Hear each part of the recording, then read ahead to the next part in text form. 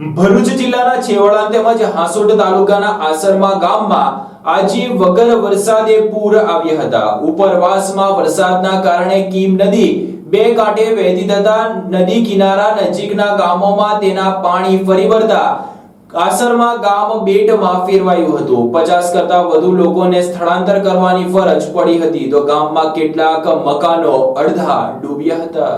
ભરૂચ શહેર અને જિલ્લા સહિત દક્ષિણ ગુજરાતમાં આ વર્ષે મેહુલ્યો મન મૂકીને વરસતા નીચાણવાળા વિસ્તારો બેટમાં ફેરવાયા છે। ત્યારે ગઈકાલે ભરૂચના અનેક નીચાણવાળા વિસ્તારોમાં ઘૂંટણ અને કમર સુધીના પાણી ભરાયા હતા। ત્યારે આજે ભરૂચ જિલ્લાના છેવાડાના અને હાંસોટ તાલુકાના આસરમા ગામમાં કીમ નદીના પાણી ફરી વળતા સમગ્ર ગામ બેટમાં ફેરવાયું છે।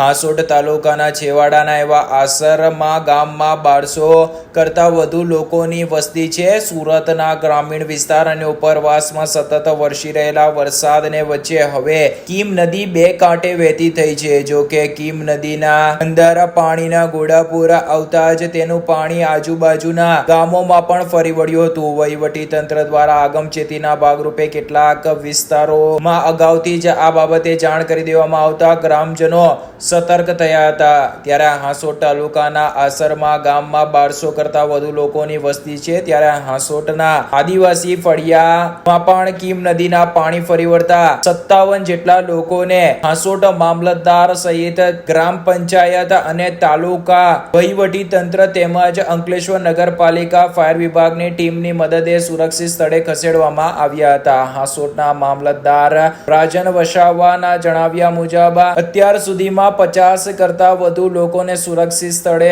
સ્થળાંતર કરવામાં આવ્યા છે। અગાઉથી જ આ પાણી અંગે લોકોને સતર્ક કરવામાં આવ્યા હતા। કીમ નદીમાં પાણીની સપાટીમાં વધારો થતા જ આજુબાજુના ગામોમાં પાણી ફરી વળ્યા છે। જો કે સાવચેતીના ભાગરૂપે કેટલાક પગલાઓ લેવામાં આવ્યા છે। તદુપરાંત જે લોકોને સુરક્ષિત સ્થળે સ્થળાંતર કરવામાં આવ્યા છે તેમના માટે ફૂડ પેકેટ સહિતની જીવન જરૂરિયાતની ચીજ વસ્તુઓની વ્યવસ્થા પણ કરવામાં આવી છે। તો ગામના અન્ય સેવાભાવી લોકોએ પણ આ કપરી પરિસ્થિતિમાં ગ્રામજનોના પડખે ઊભા રહી મદદે આગળ આવ્યા હતા। હાલ તો ગામમાં લોકોના ઘરોમાં તેમજ બસ સ્ટેન્ડ થી લઈને અન્ય સ્થળો પર 4 થી 6 ફૂટ સુધી પાણી ભરાતા લોકો ચિંતામાં મુકાયા છે। જો કે હાલ હાંસોટમાં વરસાદ નહીં હોવાના કારણે લોકોએ થોડી ઘણી રાહત તો અનુભવી છે। હાલ તો પાણી ઓસરે તેની રાહ લોકો જોઈ રહ્યા છે, પરંતુ પાણીની સપાટી સ્થિર રહેતા હજુ પાણી ઉતર્યા નથી। તેવામાં રાત સુધીમાં પાણી ઉતરે